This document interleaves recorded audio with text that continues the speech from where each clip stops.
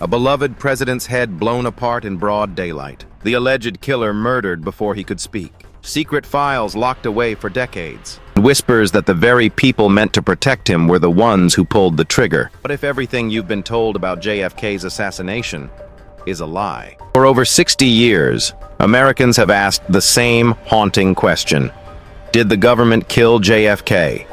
From the grassy knoll to secret CIA plots, from mob retaliation to a hidden military coup, the theories are endless. But why do so many believe the official story is a cover-up? Today, we're diving deep into the assassination that shook the world, uncovering every theory, hidden file, and clue that makes people think their own government murdered President John F. Kennedy. November 22nd, 1963, Dallas, Texas. President John F. Kennedy was riding in an open-top limousine, waving to the crowds lining Elm Street. Suddenly, gunshots echoed through Dealey Plaza. Chaos erupted as First Lady Jacqueline Kennedy crawled over the car's trunk in shock. Governor Connally was hit, and moments later, JFK lay dying from a bullet wound to the head. Officially, it was simple. Lee Harvey Oswald, a lone gunman with a cheap Italian rifle, fired 3 shots from the 6th floor of the Texas School Book Depository. Within days, he was arrested. Case closed. Or was it? Because almost immediately, eyewitnesses, journalists, and even doctors began to question what really happened. Why did the public refuse to believe Oswald acted alone? First, the magic bullet theory. The Warren Commission claimed a single bullet hit both JFK and Governor Connally, shattering bones and emerging almost pristine. Skeptics asked, could one bullet do all that damage and remain intact? Second, multiple shooter reports. Many witnesses swore they heard shots from the grassy knoll ahead of the motorcade. Some even smelled gunpowder at street level. If true, there was a second shooter and a conspiracy. In the early 60s, JFK and his brother Robert Kennedy cracked down on organized crime, jailing mob bosses who had helped JFK win key states during the 1960 election. Mob leaders like Sam Giancana and Carlos Marcello were furious. Then, 2 days after JFK's assassination, Jack Ruby, a nightclub owner with deep mob ties, shot Oswald dead on live television. Did the Mafia silence Oswald to hide their involvement? Many believe they orchestrated the hit to stop the Kennedy brothers' war against them. Next comes the CIA theory. JFK clashed with his own intelligence agencies after the Bay of Pigs fiasco, where CIA-led Cuban exiles failed to overthrow Castro. Kennedy took the blame publicly, but privately he vowed to splinter the CIA into 1,000 pieces. Many believe rogue CIA agents or anti-Castro operatives felt betrayed. Declassified programs like Operation Mongoose revealed the CIA's willingness to carry out assassinations abroad. If they could eliminate foreign leaders, could they do the same to their own president? Then there's the FBI theory.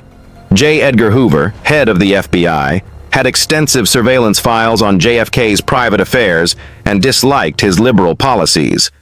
Some say Hoover withheld crucial evidence about Oswald, while others go further, claiming he allowed, enabled, or even ordered the assassination to preserve his power.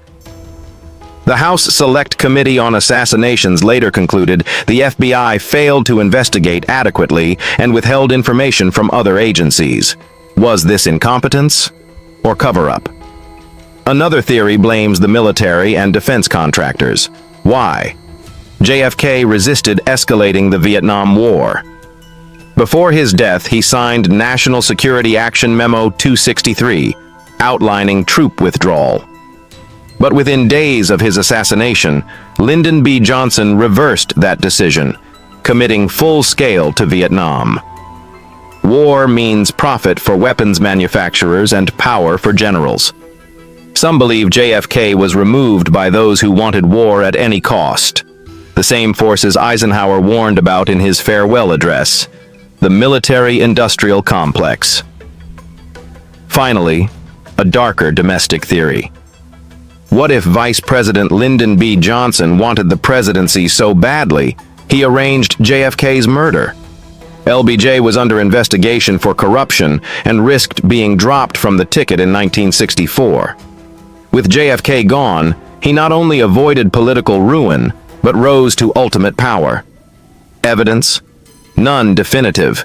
But Johnson's immediate reversal of JFK's Vietnam policy and his deep Texas political connections keep this theory alive. In 1964, the Warren Commission concluded Lee Harvey Oswald acted alone, but the public wasn't convinced. Polls in 1963 showed over half of Americans believed others were involved. By 1976, after Watergate and Vietnam eroded trust in government, 81% believed it was a conspiracy. In 1979, a second official investigation, the House Select Committee on Assassinations, contradicted the Warren Commission, concluding, "There is a high probability that 2 gunmen fired at President Kennedy." They called it a probable conspiracy, yet named no clear suspects. Here lies the real problem. Decades later, thousands of documents remain partially classified.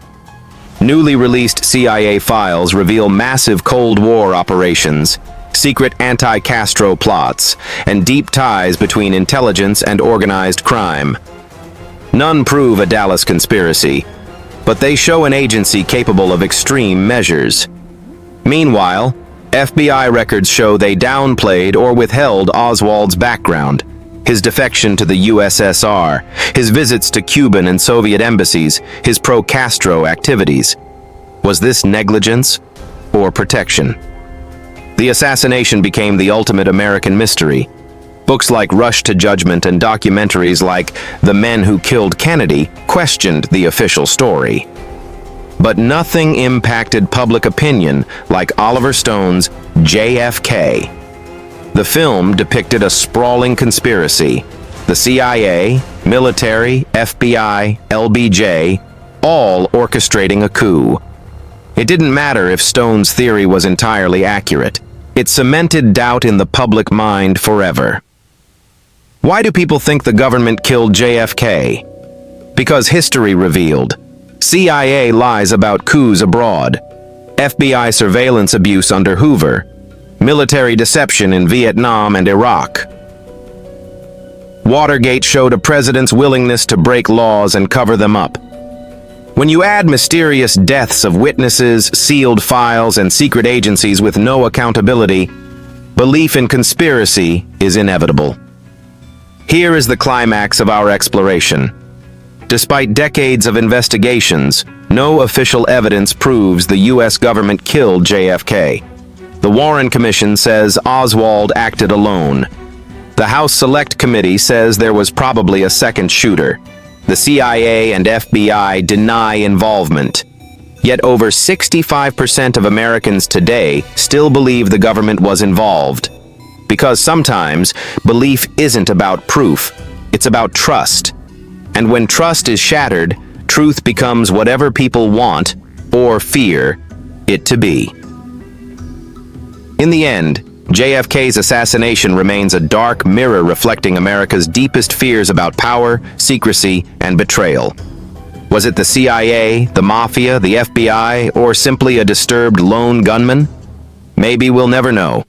But until every file is opened, every secret is revealed, and every contradiction explained, millions will continue to believe that the truth was stolen. Just like the life of President John F. Kennedy on that cold Dallas morning. If you want to uncover how the CIA's darkest secrets shaped modern America, watch the video popping up now.